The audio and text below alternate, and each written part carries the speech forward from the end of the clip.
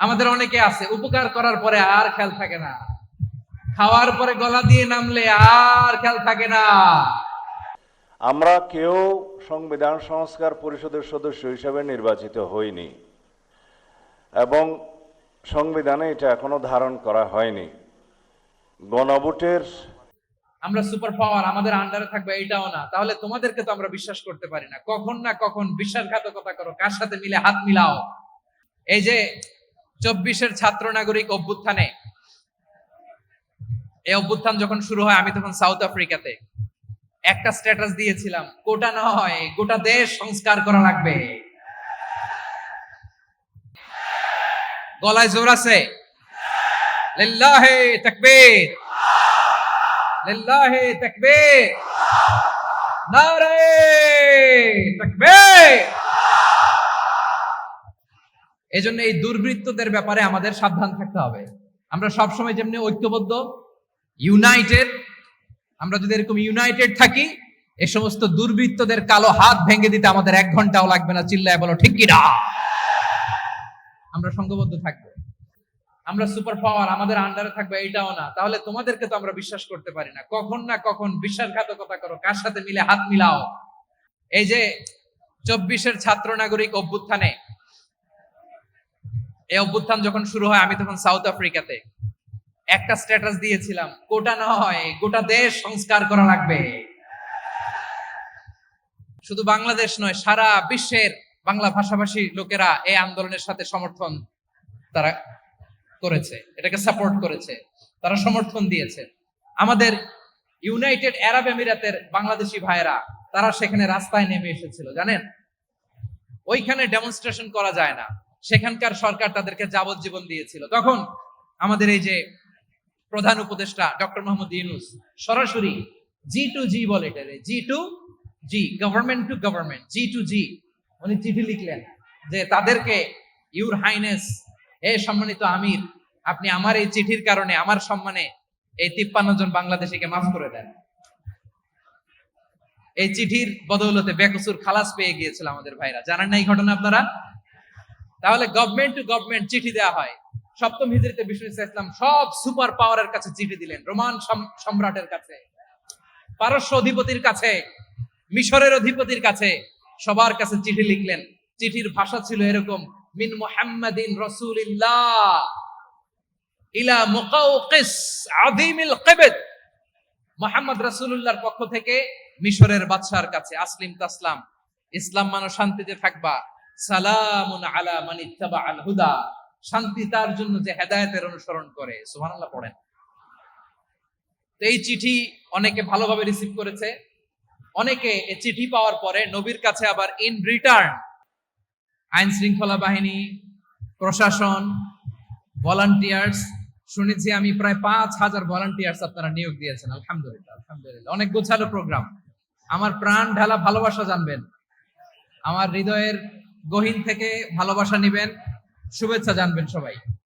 ঠিক আছে, ঠিক আছে। প্রিয় ভাইরা, আমরা আর কাল বিলম্ব না করে মূল আলোচনায় চলে যেতে চাই। আজকে যে টপিকের উপর আমি কথা বলবো, টপিকটা হচ্ছে peaceful coexistence and communal harmony, শান্তিপূর্ণ সহাবস্থান এবং সাম্প্রদায়িক সম্প্রীতি। আমাদের বাংলাদেশে সাম্প্রদায়িক সম্প্রীতি আছে না নাই? আবহমান কাল থেকে আমরা মুসলিম, হিন্দু, বৌদ্ধ, খ্রিস্টান, পাহাড়ি, নৃগোষ্ঠী মিলেমিশে একাকার, আমরা সবাই মিলে বাংলাদেশ। আওয়াজ করে বলেন ঠিক কিনা। আমাদের পারস্পরিক সম্প্রীতি, ভালোবাসা, সৌহার্দ্যপূর্ণ আচরণ, বোঝাপড়া, এটা বেশ মজবুত, বেশ মজবুত। তবে মাঝে মাঝে আমাদের এই সম্প্রীতির ভেতরে অনেকে ফাটল ধরাতে চায়। আমরা যে সুখে আছি, শান্তিতে আছি, এটা অনেকের ভালো লাগে না, ঠিক কিনা বলেন। আমাদের মধ্যে সাম্প্রদায়িক সম্প্রীতি, সৌহার্দ্যপূর্ণ আচরণ, ভালোবাসা, এটা আবহমান কাল ধরে আছে। তার প্রমাণ, আমরা তাফসিরুল মাহফিলের আয়োজন করলে আমাদের হিন্দু ভাইরা ডিস্টার্ব করেন, ঠিক কিনা। এবং আমি যদি বলি হাত তোলেন, হিন্দু ধর্মের কারা কারা এসেছেন, কত শত কত হাজার যে হাত উঠবে, আপনি অবাক হয়ে যাবেন। আমি চাচ্ছি না হাত উঠাতে, খুলনাতে সর্বশেষ যে আমি প্রোগ্রাম করে গেলাম, সেখানে কয়েকশো হিন্দু ভাই আসছে আমাদের আলোচনা শুনতে, আলহামদুলিল্লাহ। অনেক বৌদ্ধরা আসে, অনেক খ্রিস্টানরা আসে। এবার সফরেও অনেক হিন্দু ভাইরা আমার সাথে দেখা করেছে, তারা বলেছে হুজুর আমরা আপনার আলোচনা শুনি, আলহামদুলিল্লাহ বলেন। So it's our responsibility to present our religion to our non-Muslim brothers and sisters. আমাদের অমুসলিম ভাই বোনদের কাছে ইসলামের সৌন্দর্য তুলে ধরা এটা আমাদের দায়িত্ব। We all are the ambassador of Islam. আমরা প্রত্যেকে দায়িত্বশীল, আমরা প্রত্যেকে এক একজন ইসলামের অ্যাম্বাসেডর, আলহামদুলিল্লাহ বলেন। এজন্য এমন ভাবে দ্য বিউটি অফ ইসলাম, ইসলামের সৌন্দর্য আমাদেরকে ফুটিয়ে তুলতে হবে, যাতে করে নন মুসলিমরা শাহাদা পড়ে কালিমা পড়ে মুসলমান হয়ে যায়। অনেক নন মুসলিম ভাই বোন আমাদের হাতে শাহাদা পড়ে কালিমা পড়ে মুসলমান হয়েছে, অনেক। সো আমরা যেন ইসলামের বিউটিটাকে তুলে ধরতে পারি, এবং এই যে সম্প্রীতি এটাকে যেন আমরা অটুট রাখতে পারি। আদতে আদতে বাংলাদেশের ইতিহাস বলে আমাদের দেশে কোনো দাঙ্গা নাই, আছে? লালমনিরহাটের ভাইরা আওয়াজ করে বলেন, আমাদের দেশে হিন্দু মুসলিম দাঙ্গা আছে? আমরা ভাই ভাই, আওয়াজ করে বলুন তো, আমরা কি ভাই ভাই? কিন্তু কিছু দুষ্ট লোক আছে, তারা আমাদের সম্পর্কের মধ্যে ফাটল ধরাতে চায়, ঠিক কিনা বলেন? মাঝে মাঝে ঝগড়া লাগাতে চায়। দেখবেন পত্রপত্রিকায় দেখা যায় বিভিন্ন ধর্মীয় উপাসনালয়গুলোতে হামলা চালানো হয়, এগুলো রাজনৈতিক উদ্দেশ্য প্রণোদিত, এগুলোর সাথে ইসলামের কোনো সম্পর্ক নাই। এজন্য এই দুর্বৃত্তদের ব্যাপারে আমাদের সাবধান থাকতে হবে। আমরা সবসময় যেমনি ঐক্যবদ্ধ, ইউনাইটেড, আমরা যদি এরকম ইউনাইটেড থাকি, এই সমস্ত দুর্বৃত্তদের কালো হাত ভেঙে দিতে আমাদের 1 ঘন্টাও লাগবে না। চিল্লায় বলো ঠিক কিনা? আমরা সংঘবদ্ধ থাকবো। এই যে আমাদের পিসফুল কোএক্সিস্টেন্স, শান্তিপূর্ণ সহাবস্থান। হিন্দুরা পূজা করে, যেদিন হিন্দুদের পূজা অনুষ্ঠান আমরা ওই দিন তাফসির মাহফিল করি না, ঠিক কিনা বলেন? যেদিন আমাদের তাফসিরুল কোরআনের প্রোগ্রাম, ওই দিন আমাদের হিন্দু ভাইরা ডিস্টার্ব করে না, সুবহানাল্লাহ। হিন্দুদের পূজা অনুষ্ঠানে মাদ্রাসার ছাত্র যে পাহারা দেয়, গোটা বিশ্বে এরকম দৃষ্টান্ত নজির বিরল, ঠিক কিনা বলেন? আইন শৃঙ্খলা বাহিনীর পাশাপাশি মাদ্রাসার ছাত্ররা যে সেখানে পাহারা দেয়, গোটা পৃথিবীতে এই দৃষ্টান্ত আপনি পাবেন। মাদ্রাসার ছাত্ররা, তারা তো কোরআনের ধারক, তারা হাদিসের ধারক, তারা কেন মন্দির পাহারা দিবে? এই সম্প্রীতিকে ধরে রাখার জন্য, এই সৌহার্দ্যকে ধরে রাখার জন্য, আমাদের পারস্পরিক ভালোবাসাকে অটুট রাখার জন্য। আওয়াজ করে বলতে হবে ঠিক কিনা? এখন বলেন, আমাদের এই ভালোবাসা অটুট থাক, আমরা চাই কি চাই না? আমরা হিন্দু মুসলিম মিলেমিশে শান্তিপূর্ণ সহাবস্থান, সাম্প্রদায়িক সম্প্রীতি। লালমনিরহাটের ভাইয়ের আওয়াজ করে বলুন, এই সাম্প্রদায়িক সম্প্রীতি আমরা চাই কি চাই না? আল্লাহ এই দেশকে তুমি বরকতময় করো, বাংলাদেশকে তুমি শান্তিময় করো। আওয়াজ করে সবাই বলেন আমিন। এইভাবে সাউন্ড নাই, এই নাই, এই বলতে বলতে আমার সময়ও নাই, উঠে যেতে হবে, এগুলো বোকামি। এই বিভাগীয় প্রোগ্রামগুলোতে যাই, চিৎকার চেঁচামেচি করে তোমরা আসো, সময় শেষ আমাকে উঠে যেতে হয়, আমরা তো বঞ্চিত হলাম। গুরুত্বপূর্ণ অনেক কথা শোনাবো তোমাদের, অনেক। প্রিয় ভাইরা, আপনারা শান্ত হয়ে বসুন, শান্ত হয়ে। রব্বুল আলামিন বলেন, খবরদার বিশ্বাসীরা, আল্লাহ ছাড়া যারা অন্যান্য উপাস্যদেরকে ডাকে, দেবতাদেরকে ডাকে, তাদেরকে তোমরা গালি দিও না। ওই সমস্ত দেবতাদেরকে যদি তোমরা গালি দাও, তাহলে তারা আল্লাহকে গালি দিবে, ঠিক কিনা বলে? আমরা দেবতাদের গালি দিলে ওরা আল্লাহকে গালি দিবে। রব্বুল আলামিন বলেন, খবরদার দেবতাদেরকে গালি দিও না, তাহলে ওরা তোমার রব আল্লাহরে গালি দেবে। প্রতিটি জাতির জন্য তাদের কাজকে আমি আল্লাহ সুশোভিত করে রেখেছি, তারা সবাই একদিন আমার কাছেই ফিরে আসবে। এরপর আমি রব্বুল আলামিন তাদের আমলনামা তাদেরকে জানিয়ে দেব। সুবহানাল্লাহ পড়ে। প্রিয় ভাইয়েরা, আল্লাহ তাআলা বলেছেন খবরদার গালি দিও না। আদেশটা কার? আওয়াজ করে বলেন তো। হিন্দুদের দেবতা দেবদেবীদেরকে গালি দেওয়া যাবে না। আওয়াজ করে বলুন প্রিয় ভাইরা, এই আদেশটা কার? এই আপনাদের গলার আওয়াজ। অন্য ধর্মের দেবতাদেরকে যে গালি দেওয়া যাবে না, এই আদেশটা কার? আরো জোরে বলুন, কার? গালি দিবেন কোন দেবতাকে? দিবেন? যদি দেন তাহলে ওরা আল্লাহরে গালি দিবে, তাহলে আল্লাহরে গালি খাওয়াইলো কে? আপনি, ঠিক কিনা বলেন? আমি আল্লাহকে গালি খাওয়ানোর কারণ হলাম, কারণ আমি যদি গালি না দিতাম, ওরা আমার রবকে গালি দিত না। আওয়াজ করে বলেন ঠিক কিনা? তাহলে প্রিয় ভাইয়েরা, ইসলাম আমাদেরকে শিখায়, সূরাতুল আনআমের 108 নম্বর আয়াত থেকে আমরা বুঝলাম কোন ধর্মকে ছোট করা যাবে না। অন্য ধর্মকে ছোট করা মানে ইসলামকে ছোট করা। অন্য ধর্মের দেবতাকে গালি দেওয়া মানে আল্লাহকে গালি খাওয়া না। আওয়াজ করে বলেন ঠিক কিনা? খবরদার, এটা করা যাবে না। আর অন্য ধর্মের দেবতাকে যদি আপনি গালি দেন, ওরা ইসলাম থেকে দূরে সরে যাবে। যাও ইসলামের প্রতি আকৃষ্ট হয়েছিল আর কোনোদিন ইসলামের ধারে কাছে আসবে না। আওয়াজ করে বলেন ঠিক কিনা? এজন্য কখনো কোনোদিন অন্য ধর্মের দেবতাদেরকে গালি দেওয়া যাবে না। অন্য ধর্মের কোন দেবতাদেরকে আমরা গালি দিব না, গালি দিব না, বরং ইসলামের beauty, the beauty of Islam, ইসলামের সৌন্দর্যকে আমরা তুলে ধরব।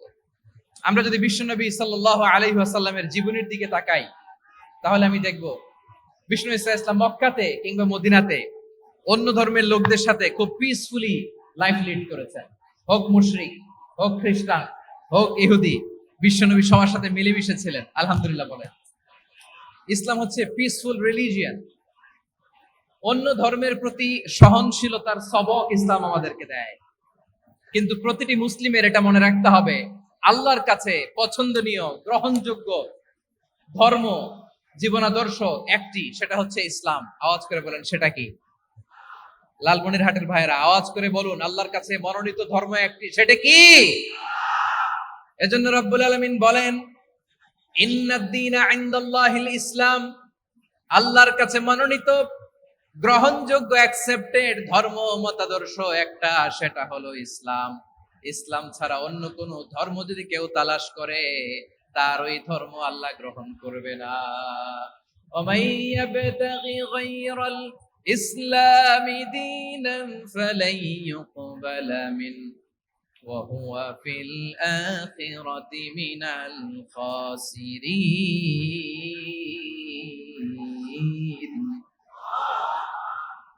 Whoever seek anything except Islam, that won't be accepted from him, and he will be loser in the day of judgment. কিয়ামতের দিন ইসলাম ছাড়া কেউ যদি অন্য কোনো ধর্ম তালাশ করেছে দুনিয়াতে, তার এই মতাদর্শ গ্রহণ করা হবে না, and he will be loser. সে হবে লুজার, ক্ষতিগ্রস্ত, হাই হাই কোম্পানির ম্যানেজার। ওর আমও শেষ, সালাও শেষ। আওয়াজ করে বলেন ঠিক কি না? এজন্য ইসলাম পেয়ে আমরা খুশি না বেজার? প্রত্যেক নামাজ শেষে আমরা আল্লাহরে বলি, আল্লাহ রাদিতু বিল্লাহি রাব্বা ওয়া বিল ইসলামি দীনা ওয়া বি মুহাম্মাদিন নাবিয়ান ওয়া রাসূলা। ও আল্লাহ, তোমারে রব হিসেবে পেয়ে আমরা খুশি। ও আল্লাহ, ইসলামকে ধর্ম হিসেবে পেয়ে আমরা খুশি। বিশ্ব নবীকে আমাদের রাসূল পেয়ে আমরা খুশি। ঠিক কিনা বলেন? ইসলাম ছাড়া অন্য কোনো ধর্ম আমরা গ্রহণ করব না। ঠিক কিনা বলেন? আল্লাহর কাছে অ্যাকসেপ্টেড রিলিজিয়ন একটা, সেটা ইসলাম। তো বিশ্বনবী সাল্লাল্লাহু আলাইহি ওয়াসাল্লাম মক্কাতে কিংবা মদিনাতে খুব পিসফুলি এক্সিস্ট করেছেন, যে কোনো ধর্মের সাথে মিলেমিশে চলেছেন। তার প্রমাণ আমরা যদি রাসূল সাল্লাল্লাহু আলাইহি ওয়াসাল্লামের বায়োগ্রাফির দিকে তাকাই, তাহলে দেখব তিনি মুশরিকদের সাথে পিস ট্রিটি করেছেন, শান্তি চুক্তি, পিস ট্রিটি, পিস এগ্রিমেন্ট। আপনারা হুদাইবিয়ার সন্ধির নাম শুনেছেন? আমার লালমনিরহাটের কলিজার টুকরা ভাইয়েরা, হুদাইবিয়ার সন্ধির নাম আপনারা শোনেন নাই? 6ষ্ঠ হিজরিতে বিষ্ণু ইসলাম মুশরিকদের সাথে এই ট্রিটি করেছেন, চুক্তি। কাদের সাথে? মুশরিকদের সাথে। আমরা তো মুসলমান বসতে পারি না। আমরা দুই মুসলিম ভাই একসাথে বসে চা খেতে পারি না, গল্প করতে পারি না। বিষ্ণু ইসলাম মুশরিকদের সাথে ট্রিটি করেছেন, হুদাইবিয়ার সন্ধি। এই সন্ধির আগে মক্কা থেকে কেউ মদিনায় যেতে পারে না, মদিনা থেকে কেউ মক্কায় যেতে পারে না। কিন্তু এই সন্ধির পরে ট্রাফিক স্বাভাবিক হয়ে গেল। মক্কার লোকেরা মদিনায় আসতে পারে, মদিনার লোকেরা মক্কায় আসতে পারে। এটাকে বলে সুলহে হুদাইবিয়া, the peace agreement of Hudaibiya, শান্তি চুক্তি। আমরা পৃথিবীতে এখন অনেক শান্তি চুক্তির নাম শুনি, এগুলো সব the piece treaty of Hudaibiya থেকে কপি করা। আল্লাহু আকবার। তাহলে বিশ্বনবী সাল্লাল্লাহু আলাইহি সাল্লাম তিনি যে শান্তিপূর্ণ সহাবস্থানে বিশ্বাসী ছিলেন, মুসলমানেরা যে অন্য ধর্মের প্রতি সহনশীল, তার প্রমাণ হচ্ছে এই পিস ট্রিটি। শুধু তাই নয়, মাইকের সাউন্ডটা একটু বাড়ায় দিতে হবে, খুব দুর্বল, একটু মজবুত করতে হবে। আর একটু ক্লিন করতে হবে, আর সবগুলা জায়গায় সাউন্ড যাচ্ছে কিনা একটু ক্রস চেক করতে হবে। হ্যাঁ, পাবেন পাবেন, দিচ্ছে। Mic operator is trying his level best, দিচ্ছে। মাইক অপারেটর যিনি আছেন, প্রতিটি জায়গায় প্রতিটি সাউন্ড বক্সে যেন আওয়াজ পাওয়া যায়, একটু ক্রস চেক করেন, সাউন্ডটাকে একটু স্ট্রং করে দেন। হ্যাঁ, ঠিক আছে, মাশাআল্লাহ। এদিকে তাকান, এদিকে। মক্কার পার্ট গেল, পিস এগ্রিমেন্ট করলেন, শান্তি চুক্তি। বিষ্ণু ইসলাম মদিনায় যে কি করলেন?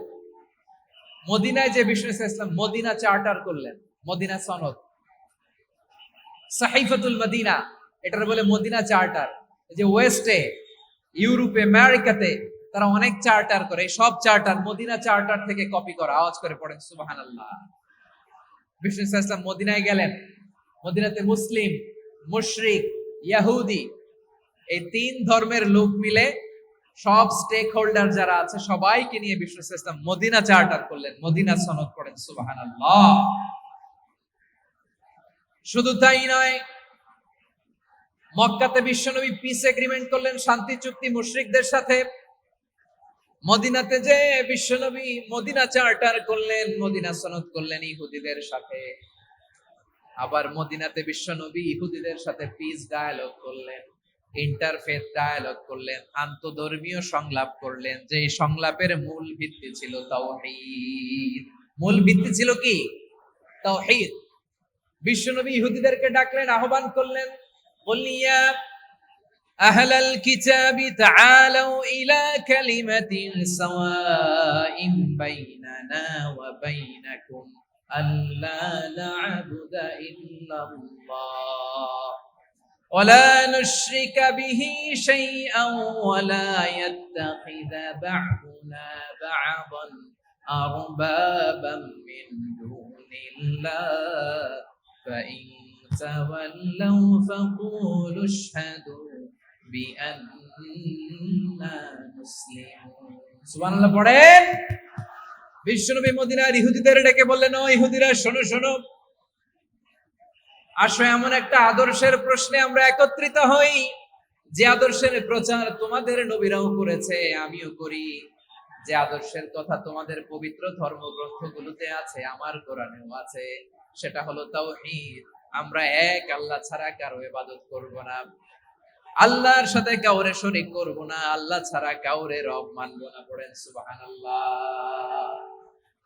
তাহলে আমার প্রিয় লালমনিরহাটের ভাইরা, মদিনাতে যে তিনি মদিনা চার্টার করলেন, মদিনা সনদ, পিস ডায়ালগ করলেন, শান্তির সংলাপ, ইন্টারফেথ ডায়ালগ করলেন, আন্তধর্মীয় সংলাপ, যার ভিত্তি ছিল তাওহীদ। সুবহানাল্লাহ পড়েন। তাহলে অন্য ধর্মের প্রতি সব সময় ইসলাম সহনশীল, টলারেন্স। যদি আপনি দেখতে চান ইসলামের নবী বিশ্ব নবীর দিকে তাকান, ঠিক কিনা বলেন? আমরা তো সংখ্যালঘুদের রাইটস প্রোটেক্ট করার জন্য কত আইন বানাই, কত বৈঠক করি, কত সংবাদ সম্মেলন করি। বিষ্ণু সাল্লাল্লাহু আলাইহি ওয়াসাল্লাম সংখ্যালঘুদের রাইটস এর ব্যাপারে, অধিকারের ব্যাপারে যে কথা বলেছেন, শুনলে আপনি অবাক হয়ে যাবেন। বিশ্বনবী বলেন, আলা মান যালামা মুআহাদান আও ইনতাকাসাহু আও কাল্লাফাহু ফাওকা তাআতিহি আও কাল্লাফাহু ফাওকা তাকাতিহি আও আখাযা মিনহু শাইআন বিগাইরি তিবি নাফসিন ওয়া আনা হাজিজুহু ইয়াউমাল কিয়ামা। খবরদার, জেনে রাখো, কেউ যদি কোনো সংখ্যালঘুর উপরে অত্যাচার করে, কোন সংখ্যালঘুর প্রাপ্য থেকে যদি কেউ কাউকে ঠকায়, সংখ্যালঘুর উপর যদি কেউ কষ্ট দেয়, কোন সংখ্যালঘুর সম্পদ যদি কেউ জোর করে কেড়ে নেয়, আমি কিয়ামতের দিন বিশ্বনবী ওই সংখ্যালঘুর পক্ষে আর ওই মুসলমানদের বিপক্ষে বাদী হয়ে দাঁড়াবো। সুবহানাল্লাহ বলতে পারলেন না? আল্লাহু আকবার। আপনি নামাজি, আপনি মুসল্লি, আপনি হাজী সাহেব, তাহাজ্জুদ পড়তে পড়তে কপালে দাগ ফেলে দিছেন, আপনার প্রতিবেশী হিন্দু, ভাবছেন আমার তো পাওয়ার আছে, ওর জমিটা দখল করি। বিশ্বনবী বলেন, কিয়ামতের দিন ওই হিন্দুর পক্ষে তোর বিরুদ্ধে আমি বাদী হয়ে দাঁড়াবো। পৃথিবীর কোন ধর্মে এরকম স্টেটমেন্ট পাবেন? পাবেন? আপনি ভাবছেন আপনি নামাজ পড়লে হাজী সাহেব কপালে দাগ ফেলাই দিলে আপনি সেলসেলায় জান্নাতে চলে যাবেন না? খবরদার। বিশ্বনবী বলেন, কোন সংখ্যালঘুর উপর যদি কেউ আক্রমণ করে, তার প্রাপ্য তাকে না দিয়ে যদি তাকে ঠকায়, তার উপর জুলুম করে, তার সম্পদ যদি কেড়ে নেয়, আমি নবী, তুমি মুসলিম হইতে পারো, মুসল্লি হইতে পারো, তার পক্ষে তোমার বিপক্ষে আল্লাহর দরবারে বাদী হয়ে দাঁড়াবো। আচ্ছা লালমনিরহাটের ভাইরা, কথা বুঝতে পারলে আওয়াজ করে উত্তর দেন। বিশ্বনবী যদি কারো বিপক্ষে দাঁড়ায় কিয়ামতের দিন, আই রিপিট, আমি আবারও বলছি, বিশ্বনবী যদি কিয়ামতের দিন কারো বিপক্ষে দাঁড়ায়, ও তো সেলসেলায়া জান্নাতি, জানেন জান্নাতি না? যে নবীর সুপারিশ ছাড়া জান্নাতের গেটও দেখা যাবে না, ওই নবী যদি বলে তোর বিপক্ষে আমি বাদী হয়ে দাঁড়াবো, ওই জান্নাতে আর ঢোকার কোনো সুযোগ আমাদের থাকবে?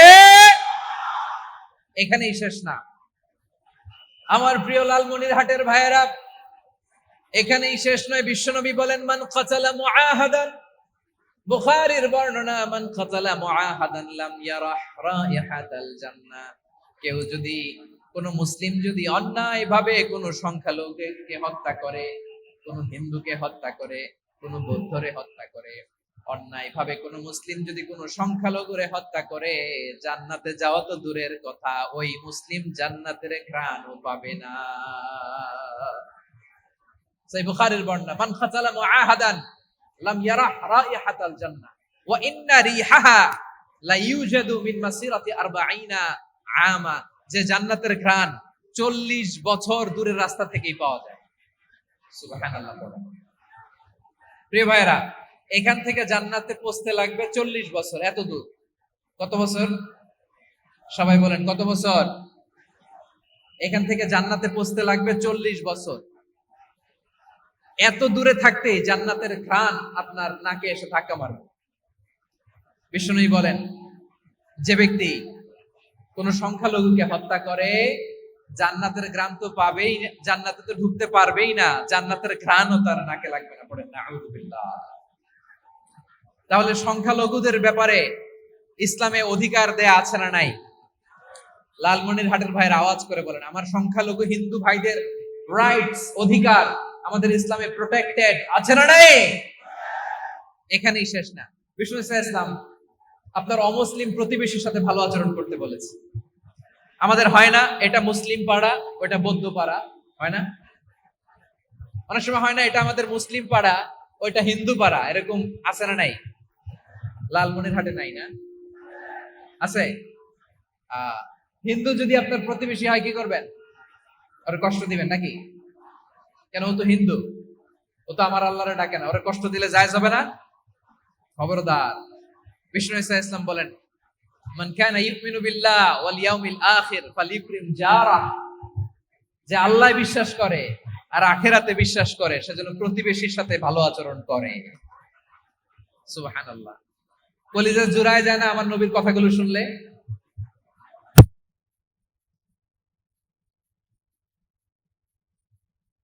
এখানে বলছে মুসলিম প্রতিবেশী বলছে, নামাজি প্রতিবেশী বলছে, আল্লাহওয়ালা প্রতিবেশী বলছে না। প্রতিবেশী আস্তিক হোক নাস্তিক হোক, প্রতিবেশী মুমিন হোক মুশরিক হোক, প্রতিবেশী হইলেই তার সাথে ভালো আচরণের দরকার আছে না নাই? আমার প্রিয় লালমনিরহাটের ভাইয়েরা, বিষ্ণু ইসলাম ওনার ইহুদি প্রতিবেশীদের দেখাশোনা করতেন। আওয়াজ না শোনা যাক, আমারও তো দেখা যায়, আমারও তো দেখা যায়। তাকায় থাকেন, তাকায় থাকলে সওয়াব হবে। কোরআনের কথা যেখান থেকে হয়, এদিকে তাকায় থাকলেই বরকত। তাকায় থাকেন। জি জি, মাইক, আমি তো আর মাইক ঠিক করতে আসি না এদিকে, এই মাইক ঠিক করব, ওই মাইক ঠিক করব, ওদিকে পাইলট বলবে হুজুর চলে আসেন। জি বসুন, বসুন, মাশাআল্লাহ। হ্যাঁ, খুব শান্ত, ঠিক আছে। পুলিশ ভাইরা না খেয়ে দিনরাত আপনারা যাতে সুশৃঙ্খল একটা প্রোগ্রাম উপহার পান, এটাই চেষ্টা করতেছে। আপনাদেরকে কষ্ট দিতে আসে নাই, একটু একটু সহযোগিতা করেন। জি মাশাআল্লাহ। হ্যাঁ, ঠিক আছে। আমার প্রিয় ভাইরা, প্রতিবেশী আস্তিক হোক নাস্তিক হোক, মুসলিম হোক হিন্দু হোক, তার সাথে ভালো আচরণ করতে হবে। বিষ্ণু ইসলাম ওনার ইহুদি প্রতিবেশীর বাসায় যেতেন। কোন প্রতিবেশী? ইহুদি। আওয়াজ করে বলেন, কোন প্রতিবেশী? ইহুদি। এক ইহুদি কিশোর বিষ্ণু ইসলামের খেদমত করতে, ইহুদি ছেলে আমার নবীর খেদমত করতো, তারা ছিল নবীর প্রতিবেশী। তো অনেকদিন হয় ইহুদি ছেলেটা আসে না। বিশ্বনবী খোঁজ দিলেন, ঘটনা কি? একটা ইহুদি ছেলে না আমার খেদমতে আসতো, ছেলেটা কই? খোঁজ নিয়ে জানলেন ছেলেটা অসুস্থ। বিষ্ণু ইসলাম ওই ইহুদির বাড়িতে চলে গেলেন ওই ছেলেটাকে দেখা করার জন্য, ভিজিট করার জন্য। সুবহানাল্লাহ পড়বেন না? গেলেন, যে দেখে ইহুদি ছেলেটা মুমূর্ষ, জান জান যায় যায় ভাব, বিছানায় পড়ে আছে, তার বাবা দাঁড়ানো।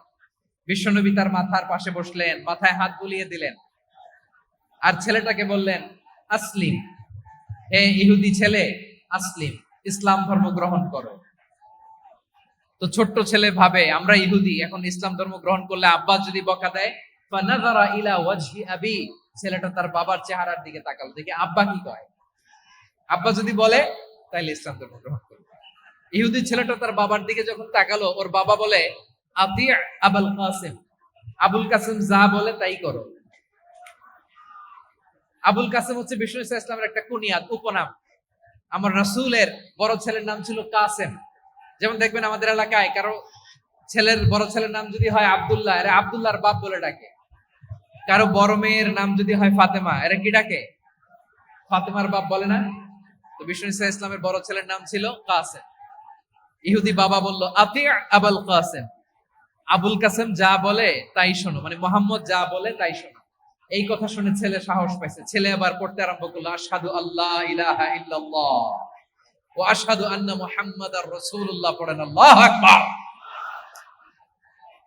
বিশ্বনবীর আহ্বান শুনে ওই আহ্বানে সাড়া দিয়ে ইহুদি ছেলে শাহাদা পড়ে মুসলমান হয়ে গেল। তার হৃদয়টারে ঈমানের নূর দিয়ে আলোকিত করে দিল কে? প্রিয় ভাইরা, এবার রাসূল সাল্লাল্লাহু আলাইহি ওয়াসাল্লাম বের হয়ে আসলেন ঘর থেকে, আর বললেন, আলহামদুলিল্লাহিল্লাযী আনকাযাহু মিনান নার, প্রশংসা সে আল্লাহর, যে আল্লাহ জাহান্নামে চলে যাচ্ছিল প্রায় এমন একটা লোককে মুহূর্তের মধ্যে কালেমায়ে শাহাদাতের বদৌলতে জান্নাতি বানায় দিলেন। আওয়াজ করে পড়েন সুবহানাল্লাহ। এই হাদিস থেকে আমরা কি শিখলাম? What is the moral of the story?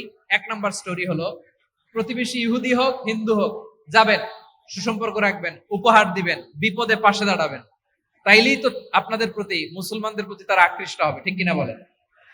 আপনি যদি হিন্দুদের সাথে বৌদ্ধদের সাথে নাই মিশেন, নাস্তিকের কাছে নাই যান, তো ইসলামের সৌন্দর্যটা ওরা বুঝবে কেমনে? আমার অনেক হিন্দু পরিচিত ভাই আছে, ওরা আমাদের ইফতারির প্রোগ্রামে এসে একসাথে ইফতারি করে। অনেক মদখোর আমার সাথে বসে একসাথে ডিনার করে, হাফ প্যান্ট পরা, গলায় স্বর্ণের চেইন, হাতে স্বর্ণের ব্রেসলেট, আইসা আমার সাথে ডিনার করছে, আছে এরকম।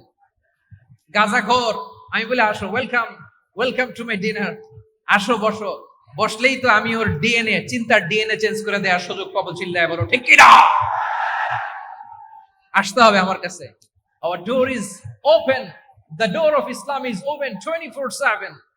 সব সময় আমাদের ইসলামের দরজা আমার অমুসলিম ভাইদের জন্য খোলা আছে না নাই? এই হাদিস থেকে দুইটা শিক্ষা। এক নম্বর শিক্ষা, প্রতিবেশী মুসলিম হোক অমুসলিম হোক, যান একটু আপেল নিয়ে যান, আঙ্গুর নিয়ে যান, কমলা নিয়ে যান, তাদের সাথে ভালো আচরণ করেন।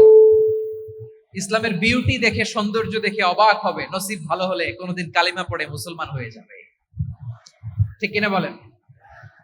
তাহলে অমুসলিমের সাথে ভালো সম্পর্ক। বিশ্বনবী ইহুদির বাড়িতে গেলেন, ইহুদির বাড়ি, আর আমার মুসলমান ভাই আমার কাফের বলে, এরকম আছে না নাই?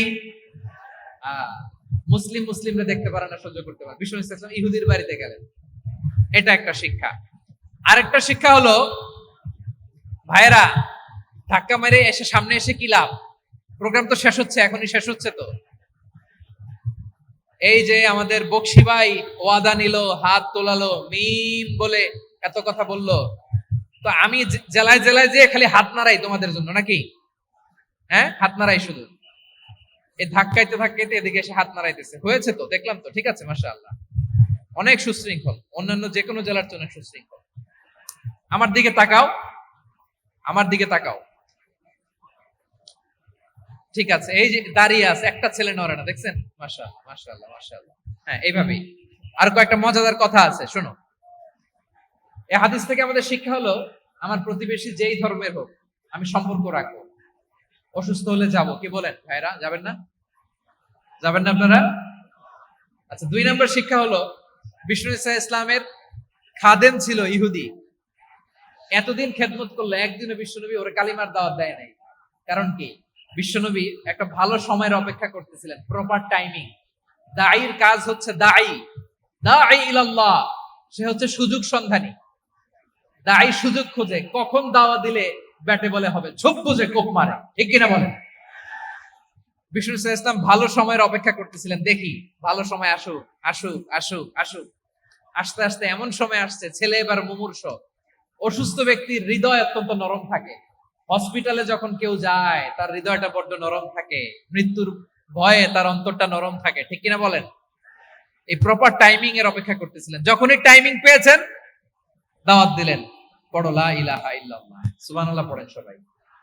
তাহলে ইসলাম অমুসলিম প্রতিবেশীর সাথে ভালো আচরণ করতে বলে। ইসলাম অমুসলিম মাতা পিতার সাথেও ভালো আচরণ করতে বলে। মাতা পিতা যদি অমুসলিম হয় তারা ফেলে দিতে পারবেন? পারবেন? পারবেন? আমার লালমনিরহাটের ভাইরা, অনেক হিন্দু ছেলে আমাদের হাতে শাহাদা পড়ে মুসলিম হয়, কিন্তু ওর মা মুসলমান হয় নাই, বাবাও হয় নাই, এরকম আছে না নাই? তো ও হয়েছে মুসলিম, মা বাপ হিন্দু, এখন মা বাপ কি বাদ? হ্যাঁ, মা বাপ বাদ দেয়া যাবে? যেই মা আপনার 9 মাস 8 মাস পেটে ধারণ করলো, আপনার মায়ের নার ছেঁড়া ধন, আপনি ওই মারে বাদ দিতে পারবেন? যে মায়ের বুকের তাজা দুধ খেয়ে আপনি আজকে বাড়ন্ত তাজা তরতাজা, ওই মারে বাদ দেয়া যাবে? মায়ের এক ধারে দুধের দাম, কাটিয়া গায়ের চাম, ঠিক কিনা? মাকে তো বাদ দেয়া যায় না। وقضى ربك ألا تعبدوا إلا إياه وبالوالدين إحسانا।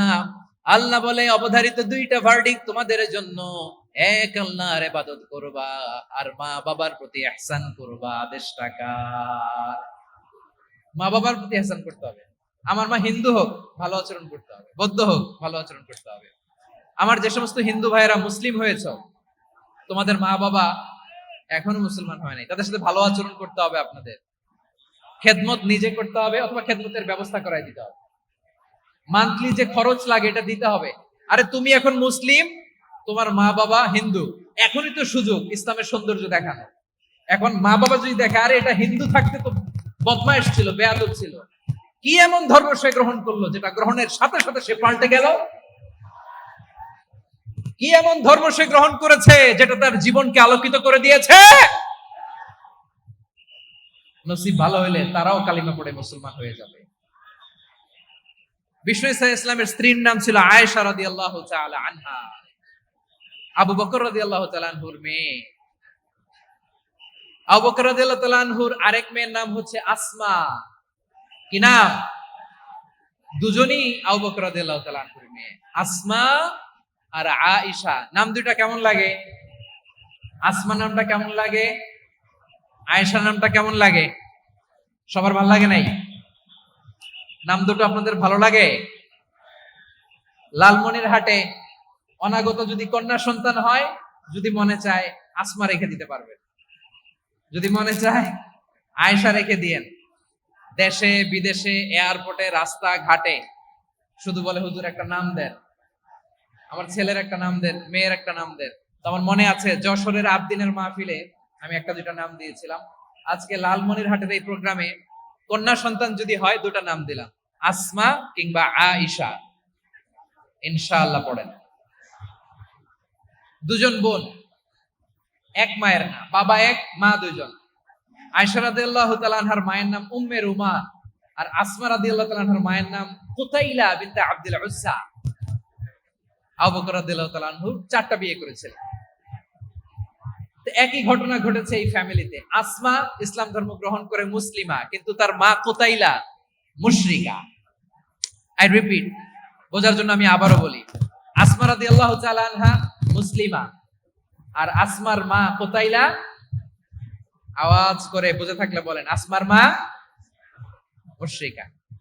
তার মানে মেয়ে মুসলিম, মা অমুসলিম। ভেজাল আছে না নাই? কিন্তু কুতাইলা আর ধৈর্য ধারণ করতে পারে না।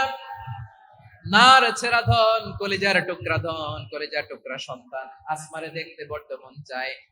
সাইয়েদনা আসমা রাদিয়াল্লাহু তাআলা আনহা মক্কা থেকে হিজরত করে মদিনায় চলে গেলেন হুদাইবিয়ার পর। যখন মক্কা মদিনার ট্রাফিক স্বাভাবিক হলো, মক্কার লোক মদিনায় যায়, মদিনার লোক মক্কায় আসে।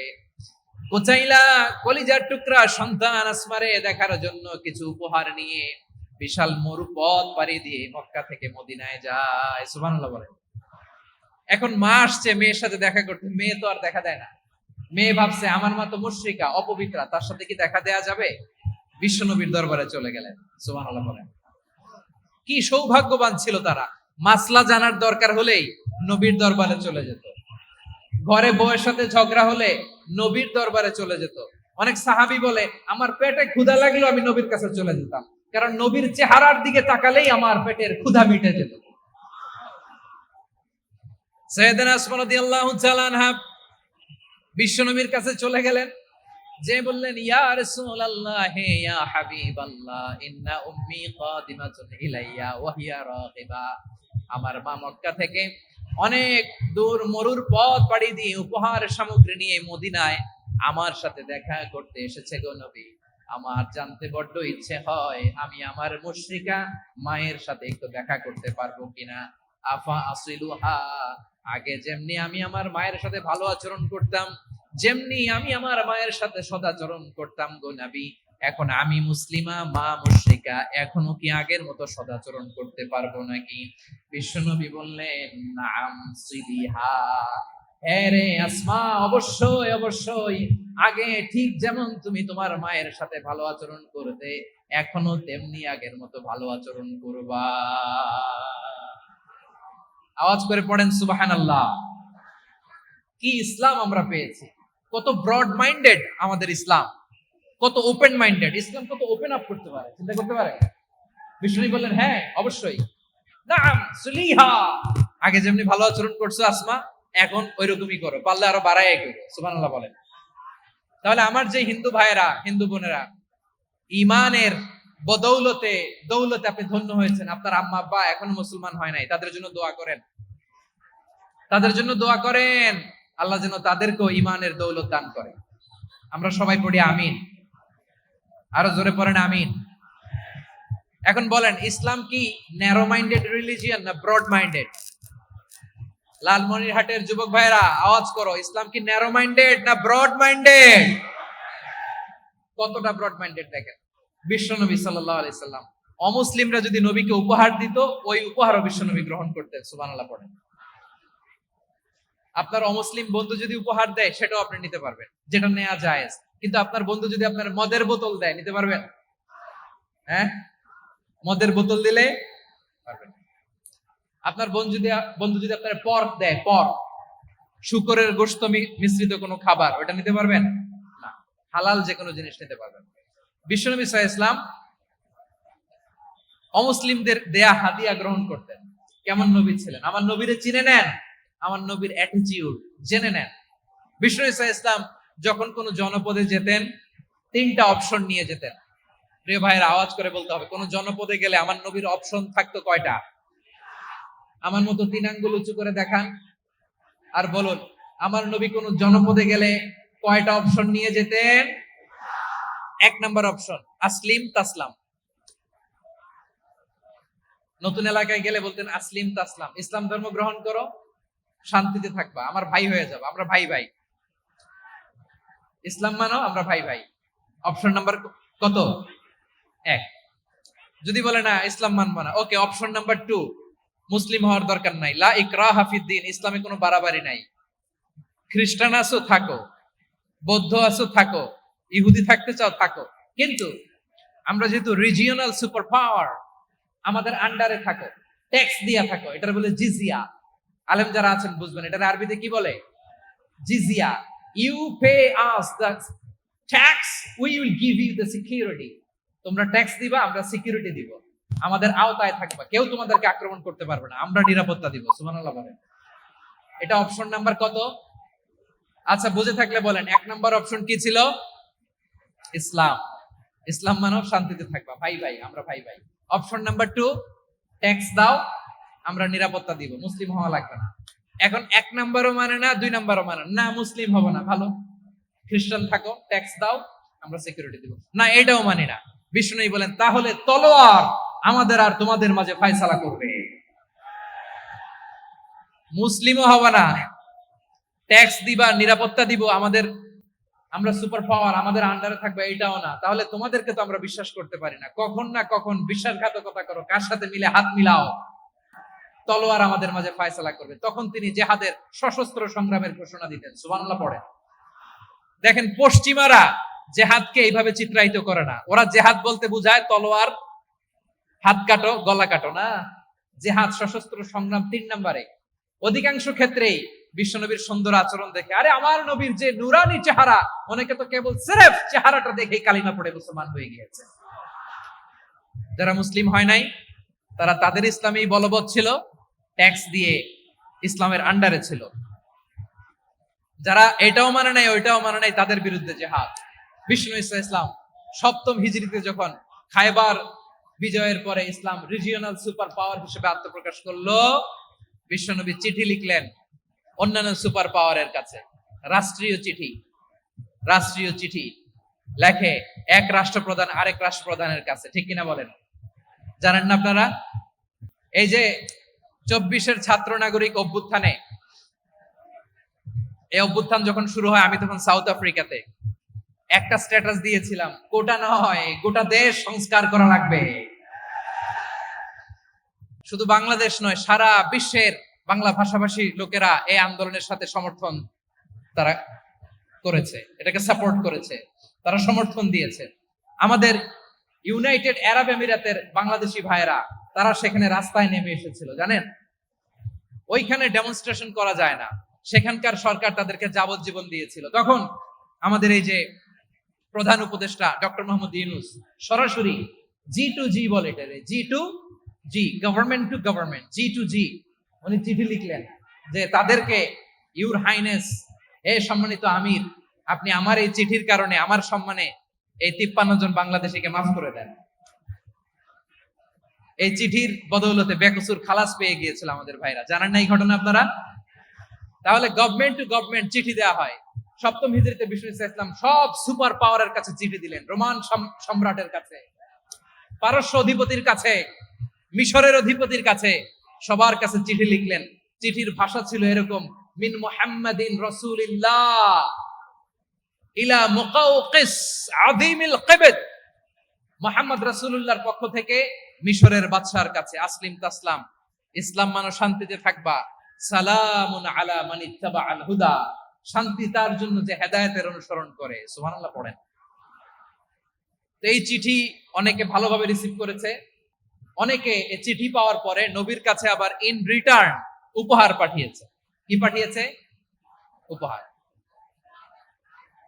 মিশরের বাদশা মুকাওকিস তিনি বিশ্বনবীকে বিশাল এক উপহারের ডালি পাঠিয়েছেন। মিশরের বাদশা মুকাওকিস ছিলেন ধর্মে খ্রিস্টান। লালমনিরহাটের ভাইয়েরা আওয়াজ করে বলেন, মিশরের বাদশা ধর্মে কি ছিল? খ্রিস্টান। কি উপহার দিয়েছিল আমার নবীকে? শুনতে মনে চায়? আওয়াজ নাই লালমনিরহাটের গলায়, শুনতে মনে চায়? 1000 স্বর্ণ মুদ্রা, 1000 স্বর্ণ। 2টা খ্রিস্টান দাসী, একজনের নাম মারিয়া বিনতে শামউন আল কিবতিয়া, আরেকজনের নাম সিরিন বিনতে শামউন আল কিবতিয়া। একজন খ্রিস্টান দাস 20 থান কাপড় জামা বানানোর জন্য, আমরা নবী যেন সেলাই করে জামা বানাতে পারে এজন্য 20 থান কাপড়, 20 থান ফাইন গার্মেন্ট। সুবহানাল্লাহ পড়বেন না? এরপরে একটা গাধা যেটার নাম ছিল উফাইর, আর একটা খচ্চর, এটার নাম ছিল দুলদুল। খচ্চর চিনেন? গাধা আর ঘোড়ার ক্রসিং এ যে প্রাণীটা দুনিয়াতে আসে ওটাকে খচ্চর বলে। তো এই যে সুপার পাওয়ার খ্রিস্টান বাদশার কাছে নবী চিঠি লিখলেন, ওই খ্রিস্টান বাদশা আমার নবীকে উপহার দিল। বিশ্বনবী এই উপহারগুলো সানন্দে গ্রহণ করেছে। সুবহানাল্লাহ পড়বেন না? তাহলে অমুসলিম কেউ যদি আপনাকে উপহার দেয়, হালাল উপহার হলে আপনি গ্রহণ করতে পারবেন। অনুরূপ ভাবে পারস্যের বাদশা, রোম সম্রাট বিশ্বনবীকে উপহার পাঠিয়েছেন। আমার নবী সবগুলো উপহার, গিফট গ্রহণ করেছেন। সুবহানাল্লাহ বলেন। তাহলে প্রিয় লালমনিরহাট, আওয়াজ করে বলুন, ইসলাম কি ন্যারো মাইন্ডেড রিলিজিয়ন না ব্রড মাইন্ডেড?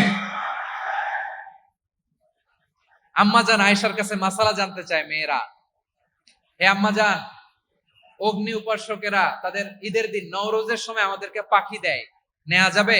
উনি বললেন, ওরা জবাই করে দিলে নেওয়া যাবে না, কিন্তু ওরা যদি ফলমূল এরকম খাবার দেয়, এগুলো নেওয়া যাবে। তার মানে অমুসলিমদের দেয়া উপহার এটা গ্রহণ করা যায়। সুবহানাল্লাহ বলেন। শুধু তাই নয়, বিষ্ণু ঈসা ইসলাম অমুসলিমদের সাথে আর্থিক লেনদেনও করেছেন, ফিনান্সিয়াল ডিলিং করেছেন। অমুসলিমদের সাথে প্রয়োজনে আপনি ফিনান্সিয়াল ডিলিং করতে পারবেন। আমরা প্রায় দেখি বাজারের মিষ্টির দোকানগুলো আমার হিন্দু ভাইদের। লালমনির হাটে মিষ্টির দোকান, দইয়ের দোকান কারা চালায়? হিন্দুরা চালায় না। তারপরে যে বারবার সব চুল কাটে যে নাপিত, অধিকাংশ নাপিতের দোকানে কারা? আমার হিন্দু ভাইরা। আপনি চুল কাটতে পারবেন কিনা? পারবেন কিনা বলেন? পারবেন। তার দোকান থেকে দই মিষ্টি কিনতে পারবেন কিনা? হ্যাঁ, আমার মুসলিম ভাইয়ের দোকান থাকলে ওইটার আমি বেশি প্রায়োরিটি দিব, ঠিক কিনা? কিন্তু যদি তাদের সার্ভিস নিতে চান, প্রোডাক্ট নিতে চান, পারবেন। তার দলিল সহিহ বুখারী, আম্মা জান আয়েশা রাদিয়াল্লাহু তাআলা আনহা বলেন, ইশতারা রাসূলুল্লাহ সাল্লাল্লাহু আলাইহি ওয়াসাল্লাম মিন ইয়াহুদিন তুআমান ওয়া রাহানাহু দিরআহু মিন হাদিদ। রাসূল সাল্লাল্লাহু আলাইহি ওয়াসাল্লাম এক ইহুদির কাছ থেকে, কার কাছ থেকে? সবাই বলে নাই। কার কাছ থেকে? আমার নবী, পেয়ারা নবী এক ইহুদির কাছ থেকে জব কিনেছিল। জব, বার্লি, যেটা দিয়ে রুটি বানায়। ওই জবের দাম দেওয়ার টাকা পয়সা নবীর কাছে ছিল না। ফলে নবী ওনার একটা পোশাককে মর্গেজ রেখেছিলেন, মর্গেজ, বন্ধক, যে এখন এটার দাম দিতে পারবো না, কয়েক কেজি বার্লি নিয়ে যাই আর বন্ধক হিসেবে আমার জামাটা রেখে গেলাম, যেদিন দাম দিব ওই দিন জামাটা ছুটাই নিয়ে যাও। সুবহানাল্লাহ পড়বেন না? বাকিতে নিছিলেন, বাকিতে। দিরআহু মিন হাদিদ, লোহার তৈরি বর্ম, মানে যুদ্ধের পোশাক, লোহা দিয়ে বানানো। বিষ্ণুনবী বললেন, কয়েক কেজি জব দাও, টাকাটা পরে দিব, এখন টাকা নাই, বন্ধক হিসেবে, মর্গেজ হিসেবে আমার জামা রেখে গেলাম, যখন টাকা দিব জামা ছুটাই নিব। আওয়াজ করে বলতে হবে সুবহানাল্লাহ। এ থেকে বোঝা গেল অমুসলিমদের সাথে ফিনান্সিয়াল ডিলিং করা যায়, অর্থনৈতিক লেনদেন করা যায়, কেনাবেচা করা যায়, প্রোডাক্ট কেনা যায়। এমনকি আমাদের মসজিদে নববীতে বারান্দায় আপনার একটা অটোমেটিক ফ্লাইং আমব্রেলা দেখছেন? সূর্য যখন বাড়ে মসজিদে নববীর বারান্দায়, ইয়ার্ডের মধ্যে অটোমেটিক্যালি কিছু আমব্রেলা আছে, সা করে খুলে যায়, আর সূর্যের তাপ লাগে না। আবার সন্ধ্যাবেলায় এই আমব্রেলা গুলো ওরা ক্লোজ করে ফেলে, দেখেন নাই না? দেখছেন? এই মসজিদে নববীকে সর্বোচ্চ উন্নত মানের কনস্ট্রাকশন ইনফ্রাস্ট্রাকচারে ডেভেলপ করার জন্য কর্তৃপক্ষ কিছু অমুসলিম ইঞ্জিনিয়ারের, ডিজাইনারের সহায়তা নিয়েছিল। সুবহানাল্লাহ বলেন। কোন দলিলের ভিত্তিতে? এই দলিলের ভিত্তিতে যে বিষ্ণু ঈসা ইসলাম অমুসলিমদের সাথেও লেনদেন করেছেন। আওয়াজ করে বলতে হবে আল্লাহু আকবার। শুধু তাই নয়, ইন কেস অফ ইমার্জেন্সি, প্রয়োজনে ইসলামের খাতিরে, ইসলামকে সামনের দিকে এগিয়ে নিয়ে যাওয়ার জন্য অমুসলিমদের সাপোর্ট নেওয়া জায়েজ আছে। সুবহানাল্লাহ বলেন। অমুসলিমদের সাপোর্ট নেয়া, তাদের থেকে অর্থ নেয়া, পলিটিক্যাল সাপোর্ট, পলিটিক্যাল অ্যাসাইলাম নেওয়া জায়েজ আছে। আমাদের অনেক বিশ্ববরেণ্য দায়ীরা আমেরিকায় অস্থায়ীভাবে অ্যাসাইলাম নিয়ে থাকে, নিজের দেশে গেলে ফাঁসিতে ঝুলাই দিবে।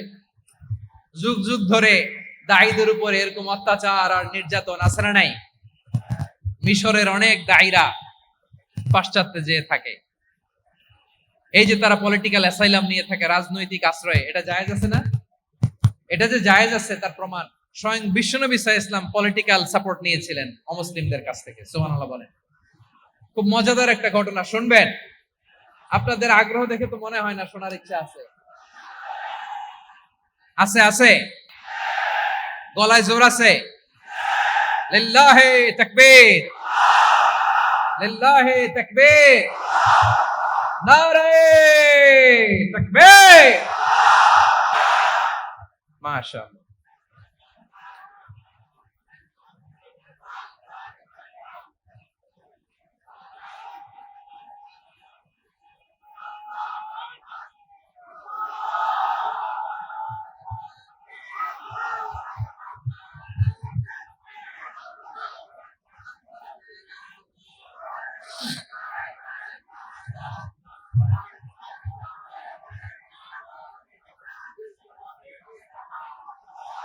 মাশাআল্লাহ, মাশাআল্লাহ।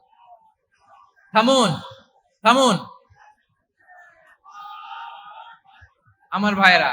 বিশ্বনবীর বয়স তখন প্রায় 51 বছর। কত বছর? বিশ্বনবীর সবচেয়ে কাছের মানুষ খাদিজা রাদিয়াল্লাহু তাআলা আনহা ইন্তেকাল করেছেন। বিশ্বনবী বড্ড কষ্ট পেলেন, হৃদয়টা ভেঙে খান খান। যিনি ঘরের ভেতরে বিশ্বনবীকে সান্ত্বনা দিতেন, ভালোবাসা দিতেন, বাইরে গেলে কুরাইশরা বকাঝকা করে, অত্যাচার করে, কিন্তু আম্মাজান খাদিজা রাদিয়াল্লাহু তাআলা আনহা ঘরটারে এমন শান্তির নীড় বানায় রেখেছেন, এই ঘরের ভিতরে ঢুকলে বিশ্বনবীর কলিজাটা ঠান্ডা হয়ে যেত। এজন্য রব্বুল আলামিন বলেন, খাদিজা, ও আমার বান্দি খাদিজা, জান্নাতে এমন স্পেশাল একটা ঘর আমি তোমার জন্য রেডি করে রেখেছি। ওই ঘরের মধ্যে কোনো আওয়াজ নাই, ওই ঘরের মধ্যে কোনো নয়েজ নাই, ওই ঘরে কোনো বিশৃঙ্খলা নাই। কারণ মক্কার জমিনে আমার নবী কুরাইশদের বিশৃঙ্খলা, নয়েজ আর ঝামেলাগুলোকে উপেক্ষা করে যখন তোমার ঘরের ভিতরে ঢুকতো, ঘরটারে তুমি শান্তির নীড়, ঠান্ডা, নীরব, নিস্তব্ধ, নিঝুম আর শান্তির নীড় বানিয়ে রেখেছো। এজন্য জান্নাতে স্পেশাল এক পাশের একটা নেইবরিং সিটি তায়েফে চলে গেলেন। কোথায় চলে গেলেন? লালমনিরহাটের ভাইয়ের আওয়াজ করে বলেন, কোথায় গেলেন? তায়েফে চলে গেলেন দিনের দাওয়াত দেওয়ার জন্য। কি দেওয়ার জন্য? নাকি জমি কিনতে গেছিলেন? জমি কিনতে, দুনিয়ার যশ খ্যাতির জন্য, নিজের কোনো লাভের জন্য? তায়েফবাসীদেরকে জাহান্নামের আগুন থেকে বাঁচানোর জন্য। আওয়াজ করে বলতে হবে, ঠিক কিনা? বিশ্বনবী বিশাল মরুপথ, পাহাড়ি পথ পাড়ি দিয়ে তায়েফের মরুজমিনে গেলেন কোরআনের দাওয়াত নিয়ে, ইমানের দাওয়াত নিয়ে। কিন্তু তায়েফের লোকেরা বিশ্বনবীর দাওয়াতকে শুধু প্রত্যাখ্যান করেই থামে নাই, তারা বিশ্বনবীর সাথে অত্যন্ত খারাপ আচরণ করেছে। বিশ্বনবীকে শারীরিক ভাবে হেনস্থা করেছে, আমার নবীকে শারীরিক ভাবে অত্যাচার করেছে, আমার পেয়ারা নবীর গায়ে পাথর মেরেছে, বিশ্বনবীর গা বেয়ে ঝরঝর করে রক্ত ঝরেছে, নবী জামিনের মধ্যে লুটিয়ে পড়েছেন, আবার মেরেছে, আবার নবী হাঁটতে শুরু করলেন, পেছন থেকে আবার মেরেছে, আবার নবী রক্তাক্ত হয়ে জামিনের মধ্যে লুটিয়ে পড়লেন, আবার মেরেছে। বিশ্বনবীর মতো এত সুশ্রী মানব, বিশ্বনবীর মতো এত শুভ্র মানব, বিশ্বনবীর মতো এমন চমৎকার দেহাবয়ব দিয়ে রব্বুল আলামিন কাউকে বানান নাই। এরকম চমৎকার মানুষটাকে তারা তায়েফের ওই জমিনে রক্তাক্ত করেছে। বিশ্বনবী দুনিয়ার কোনো স্বার্থের জন্য সেখানে যান নাই, নিজের কোনো লাভের জন্য, প্রাপ্তির জন্য যান নাই, তায়েফবাসীদের জাহান্নামের আগুন থেকে বাঁচাতে গিয়েছে। ঠিক কিনা বলেন? তোমাকে বলি আমি কেমন করে, ঠিক কিনা বলে? প্রিয় ভাইরা, তায়েফের ছেলেরা নবীকে রক্তাক্ত করলো। আমার নবী কই যাবে? কই যাবে? মক্কায় জায়গা নাই, তায়েফে জায়গা নাই। তায়েফ থেকে ভারাক্রান্ত মন নিয়ে আমার নবী মক্কায় ফিরে আসলেন। বিশ্ব নবী মক্কায় ঢুকতে পারেন না। মক্কার মরুভূমির দিকে তাকিয়ে, উপত্যকার দিকে তাকিয়ে বিশ্বনবী ধা ধা করে কাঁদেন, ঝরঝর করে নবীর চেহারা মোবারক থেকে চোখের পানিগুলো বেয়ে বেয়ে পড়ে। আমার জন্মস্থান, আমার শৈশব, কৈশোর, যৌবন কেটেছে এই মক্কায়, আমার এলাকায় আমি ঢুকতে পারি না। বিশ্বনবী মক্কার অনতি দূরে দাঁড়িয়ে জায়েদকে পাঠালেন, জায়েদ যাও দেখো কেউ আমাকে সাপোর্ট করার মতো আছে কিনা, যাও অমুকের কাছে যাও। জায়েদ গেলেন, তারাও প্রত্যাখ্যান করে ফিরিয়ে দেয়। বিশ্বনবী বললেন যাও অমুক লোকের কাছে যাও, তিনিও প্রত্যাখ্যান করে ফিরিয়ে দিলেন। কেউ বিশ্বনবীকে আশ্রয় দিতে রাজি হয় না।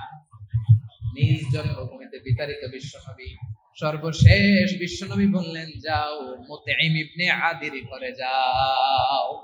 মুতঈম ইবনে আদি মুশরিক, তার কাছে যাও। গেলেন, মুতঈম ইবনে আদি রাজি হয়ে গেল। সুবহানাল্লাহ বলেন। দেখেন, অনেক বিপদের সময়ও আমি নিজে সাক্ষী, সামাজিক ভাবে, রাজনৈতিক ভাবে কত ঝঞ্ঝা, কত ষড়যন্ত্র, কত কনস্পাইরেসি পারি দিয়ে আমাদেরকে সামনে এগিয়ে যেতে হয়। এই শত্রুদের ভেতরেও একজনকে দাঁড় করিয়ে দেয় যে আল্লাহর কোরআনের জন্য রেডি হয়ে যায়। করেন সুবহানাল্লাহ। মুতঈম ইবনে আদি, আল্লাহ তার মনকে নরম করে দিলেন। মুতঈম বলে, মুহাম্মদ আমি তোমাকে আশ্রয় দিব। তার দুই ছেলেকে পাঠালেন, যাও খোলা তলোয়ার নিয়ে, স্কট দিয়ে, গার্ড অফ অনার দিয়ে মুহাম্মদকে মক্কায় ঢুকাও, আর বলো আমি আমান দেব। আমান কি দিব? আমান মানে সিকিউরিটি, নিরাপত্তা। সিকিউরিটি ছাড়া, আমান দেওয়া ছাড়া কেউ থাকতে পারতো না মক্কায়। দুই ছেলে বিষ্ণু ইসা ইসলামকে নিয়ে আসলো। নবী কাবার চারদিকে তাওয়াফ করলেন, নামাজ পড়লেন। আবু জাহেল, উতবা, শাইবা, ওয়ালিদ ইবনে মুগীরা সবাই দেখে, কেউ কিছু করতে পারে না। কারণ মুতঈম ইবনে আদি ঘোষণা দিয়েছেন, আমি মুহাম্মদকে আমান দিয়েছি, মুহাম্মাদের গায়ে যেন কেউ স্পর্শ না করে। আওয়াজ করে পড়েন সুবহানাল্লাহ। নবীর এই বিপদ কালে মুহূর্তে মুতঈমের হৃদয়টারে নরম করে দিল কে? আচ্ছা, লালমনিরহাটের ভাইয়েরা বলেন, এই মুতঈম কি মুসলিম ছিল না মুশরিক? সবাই বলতে হবে মুসলিম না মুশরিক। তাহলে মুশরিকের কাছ থেকে নবী পলিটিক্যাল অ্যাসাইলাম, আধুনিক রাষ্ট্রবিজ্ঞানের ভাষায় পলিটিক্যাল অ্যাসাইলাম, যেটাকে বলে রাজনৈতিক আশ্রয়, ওনার আমান বা নিরাপত্তার এই ঘোষণায় তিনি মক্কায় ঢুকলেন। যতদিন নিরাপত্তা ছিল ছিলেন। মুতিম যখন মারা গেল, বিষ্ণু ইসলাম হিজরত করে মদিনায় চলে গেলেন। সুবহানাল্লাহ। কিন্তু মুতিম যে বিশ্বনবীর উপকার করছে এটা বিশ্বনবী ভুলে নাই। আমাদের অনেকে আছে উপকার করার পরে আর খেয়াল থাকে না, খাওয়ার পরে গলা দিয়ে নামলে আর খেয়াল থাকে না। এরকম আছে না নাই? আমার নবী ভুলে নাই। বদরের প্রান্তরে 70 জন কাফেরকে যখন বন্দী করে বিশ্বনবীর সামনে হাঁটু গেড়ে দাঁড় করানো হলো, বসানো হলো, 70 জন কাফের। কয়জন? বিশ্বনবী তাদের দিকে তাকিয়ে বললেন, সহিহ বুখারীর বর্ণনা, লাউ কানাল মুতঈম ইবনে আদি হাইয়ান সুম্মা কাল্লামানি হাউলাঈ নাতনা লা তারাকতুহুম লাহু। বদরের প্রান্তরে 70 জন বন্দী কাফিরের দিকে তাকিয়ে আমার নবী বললেন, আজকে মুতঈম ইবনে আদি যদি বেঁচে থাকতো আর তোমাদের 70 জনের ব্যাপারে যদি মুতঈম এক বাক্যে একটা সুপারিশ করত, তার সম্মানে আজকে তোদের সবাইকে আমি মাফ করে দিতাম। সুবহানাল্লাহ।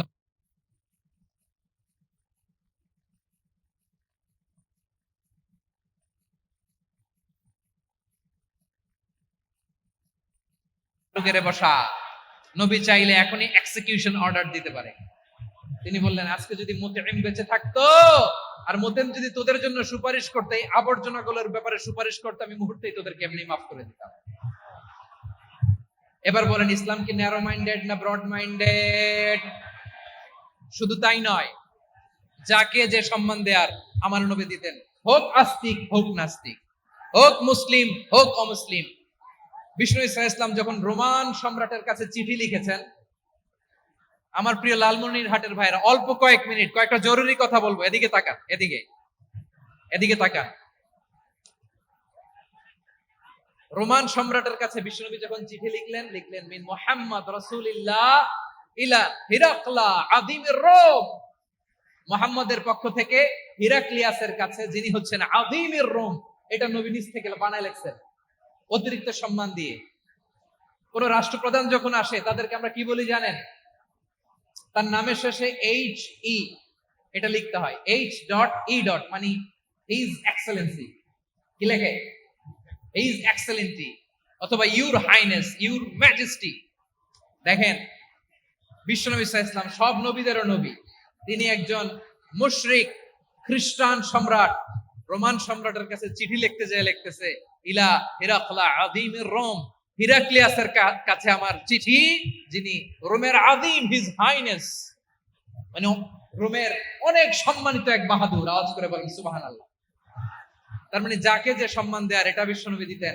এমনকি যে ইহুদিরা ভালো ছিল, এই ইহুদিদেরও প্রশংসা করেছেন বিশ্বনবী মুহাম্মদুর রাসূলুল্লাহ সাল্লাল্লাহু আলাইহি ওয়াসাল্লাম। এক ইহুদির প্রশংসা করেছেন বিশ্বনবী। ইহুদির কার? আমি তো আমার ভাইয়ের প্রশংসা করি না, আমি তো এক আলেম আরেক আলেমরে স্পেস দেই না, আমি তো এক দায়ী আরেক দায়ীর সাথে বসতে চাই না। আমার নবী ইহুদির প্রশংসা করে। কার প্রশংসা? ওই ইহুদির নাম ছিল মুখাইরিক। সিরাত গ্রন্থ ঘাটলে পাবেন। তিনি বলেছেন, মুখাইরিক খাইরু ইয়াহুদ, Mukhairiq is the best of the Jews. জুইসদের মধ্যে সে সবচেয়ে ভালো। কেন প্রশংসা করলেন তার? এর কারণ মদিনা চার্টারে কথা ছিল সব ধর্মের মুসলিম, মুশরিক, ইহুদিরা মিলে মদিনাকে রক্ষা করবে। কিন্তু তৃতীয় হিজরিতে যখন উহুদের যুদ্ধ শুরু হলো, সবার কথা ছিল যেই আক্রমণ করে আমরা মদিনাকে বাঁচাবো। কোন শহরকে বাঁচাবো? মদিনাকে। কিন্তু কুরাইশরা যখন অ্যাটাক করলো, ইহুদিরা আর আসে না, ইহুদিরা আর বেরোয় না। বিষ্ণু বললেন, ওহে ইহুদিরা, তোমরা না চুক্তি করলে আমার সাথে যে মদিনা বাঁচাতে সবাই ঝাঁপিয়ে পড়বো, আসো। একটা ইহুদিও বেরোয় না, কেউ আসে না সেদিন, একজন ছাড়া। তার নাম মুখাইরেক। তার নাম কি? মুখাইরেক বাহাদুরের মতো ঘোড়সাওয়ার হয়ে বেরিয়ে গেলেন এবং বললেন, গোটা ইহুদি সাম্রাজ্যের একজনও যদি না আসে, আমি মুখাইরেককে কেউ ঘরে আটকে রাখতে পারবে না। বেরিয়ে আসলেন, এসে বললেন, আমি মুহাম্মদের পক্ষে যুদ্ধ করব। আমি মারা গেলে আমার সম্পদ আমার উত্তরাধিকারীরা পাবে না, আমার সম্পদ তোমরা মুহাম্মদকে দিয়ে দিবা। সুবহানাল্লাহ বলেন। উহুদের ময়দানে 70 জন মুসলমান শহীদ হলো। এই ইহুদি সেও মুসলমানের পক্ষে যুদ্ধ করে নিহত হলো। সুবহানাল্লাহ বলেন। মুসলিমদের লাশ যখন নিয়ে আসা হলো, এই মুখাইরিকের লাশও নিয়ে আসা হলো। মুসলিমদের লাশের পাশে মুখাইরিকের লাশ দেখে বিশ্বনবী মুখাইরিকের প্রতি অনেক খুশি হলেন। আর বিশ্বনবী খুশি হয়ে বললেন, মুখাইরিক খায়রু ইয়াহুদ, মুখাইরিক যদিও তুমি ইহুদি, তারপরে তুমি সব ইহুদিদের মধ্যে সেরা ইহুদি। পড়েন সুবহানাল্লাহ। আমার নবী ইহুদিকেও সম্মান দিতে কার্পণ্য করে নাই। আওয়াজ করে বলেন আল্লাহু আকবার।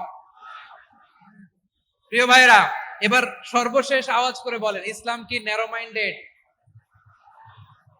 নাকি ব্রড মাইন্ডেড? সবাই বলেন, ন্যারো মাইন্ডেড না ব্রড মাইন্ডেড? এজন্য অমুসলিম হইলেই তারা আমাদের শত্রু নয়। শত্রু কারা? এই লালমনিরহাটের ভাইয়েরা শুনেন, শত্রু কারা? যে সমস্ত অমুসলিম আমাদেরকে নিশ্চিহ্ন করে দিতে চায়, যে সমস্ত অমুসলিম আমাদের ভূখণ্ড থেকে আমাদেরকে তাড়িয়ে দিতে চায়, যে সমস্ত অমুসলিম আমার ধর্ম নিয়ে তুচ্ছতাচ্ছিল্য করে চিল্লায় বলেন ঠিক কিনা, তারা আমাদের শত্রু। সাধারণ অমুসলিমরা আমার শত্রু নয়। এই যে হিন্দুরা থাকে, এরা আমার ভাই, বৌদ্ধরা আমার ভাই, খ্রিস্টানরা আমার ভাই, ইহুদিরা আমার ভাই।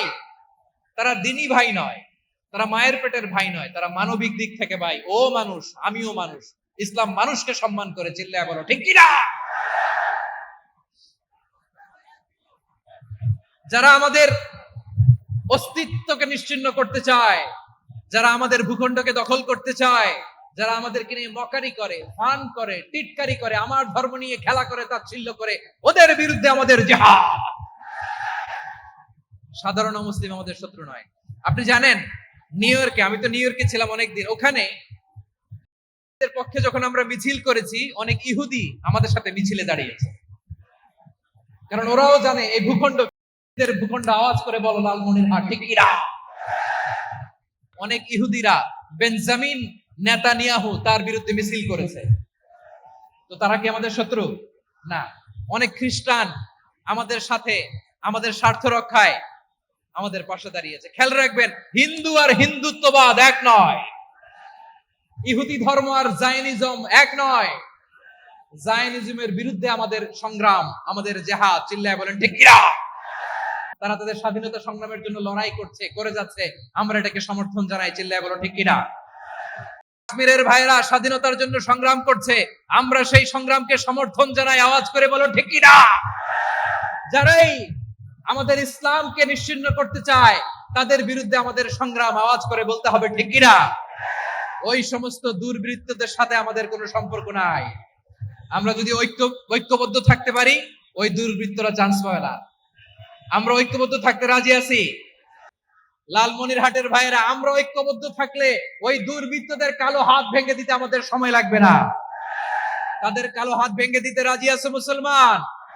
কারা কারা রাজি? তো হাত তুলে দেখাও।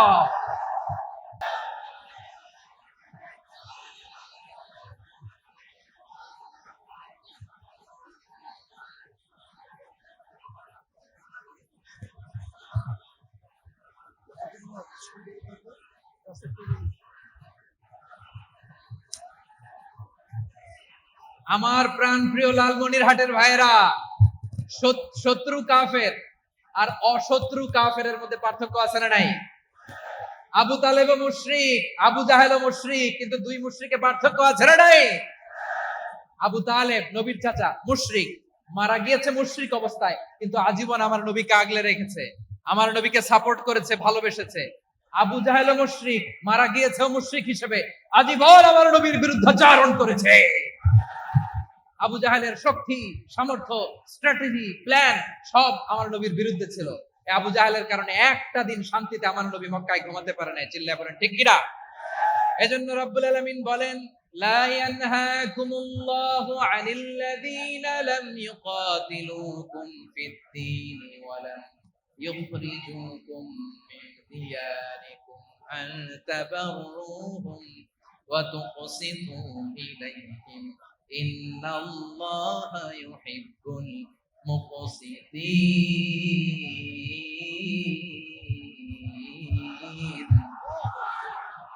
আল্লাহ বলে, গোলামেরা শোনো শোনো, যে সমস্ত অমুসলিম তোমাদের সাথে ধর্মযুদ্ধে লিপ্ত হয় না, তোমাদের বিরুদ্ধে যে সমস্ত মুসলিম অস্ত্র ধরে না, যে সমস্ত মুসলিম তোমাদেরকে তোমাদের জন্মস্থান থেকে ভূখণ্ড থেকে তাড়িয়ে দেয় না, তাদের সাথে ভালো আচরণ করতে আমি আল্লাহ নিষেধ করি নাই।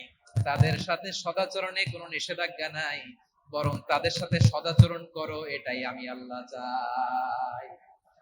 তাহলে আমার যে অমুসলিমরা আমাদের সাথে শত্রুতা করে না, তুচ্ছতাচ্ছিল্য করে না, আমাদের ভূমি থেকে আমাদেরকে উচ্ছেদ করতে চায় না, আমাদের বিরুদ্ধে করে না, ওই অমুসলিম ভাইদের সাথে আমাদের কোনো দ্বন্দ্ব আছে? কোনো বিরোধ আছে? বরং আছে ভালোবাসা। বরং আছে কি? এই ভালোবাসা দিয়ে আমরা বিশ্ব জয় করব। রাজি আছে মুসলমান? আমাদের পুঁজি ভালোবাসা। আমাদের পুঁজি কি?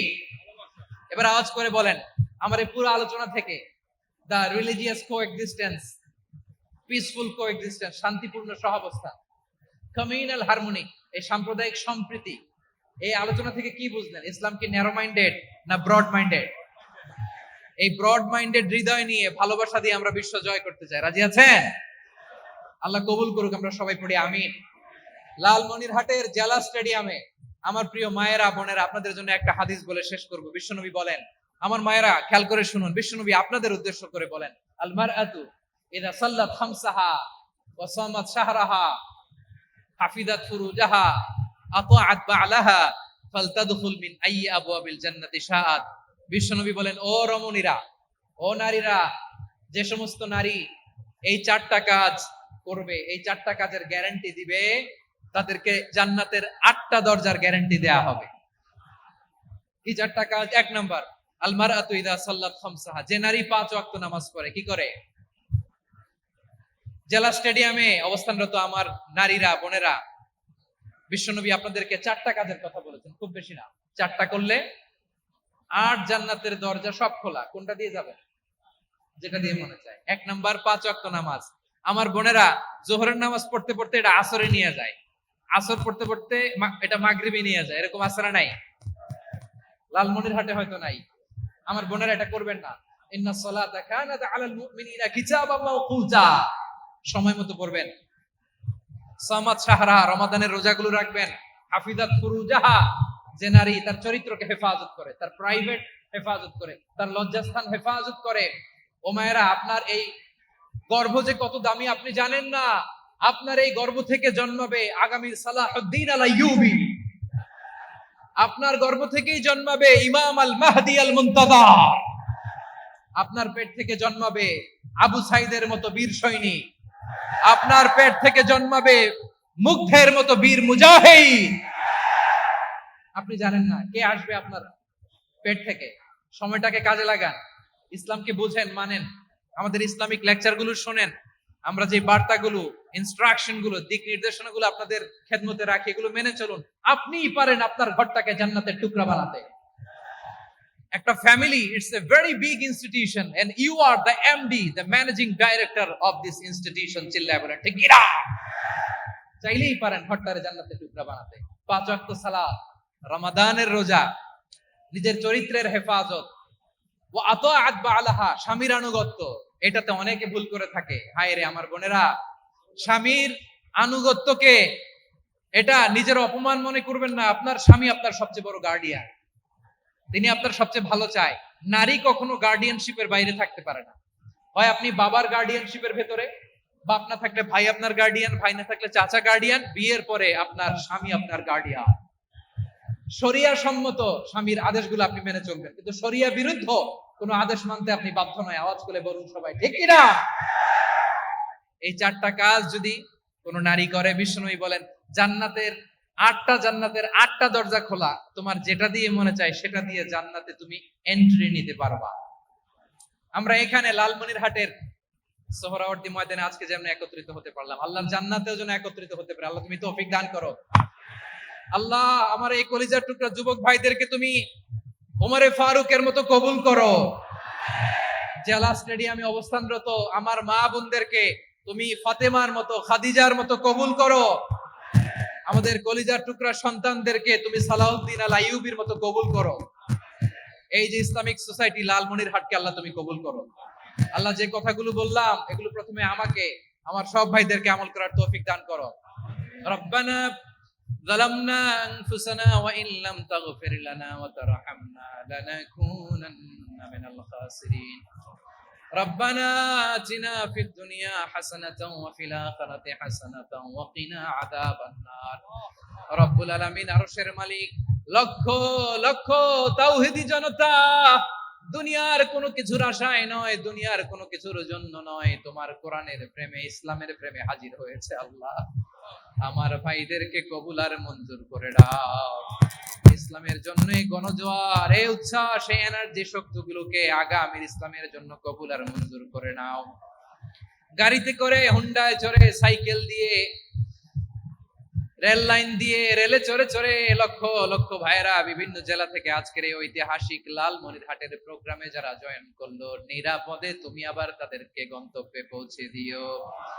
রব্বানা تقبل منا إنك أنت السميع العليم وتب علينا يا مولانا إنك أنت التواب الرحيم سبحان ربك رب العزة عما يصفون وسلام على المرسلين والحمد لله رب العالمين وجعل آخر كلامنا عند الموت لا إله إلا الله محمد رسول الله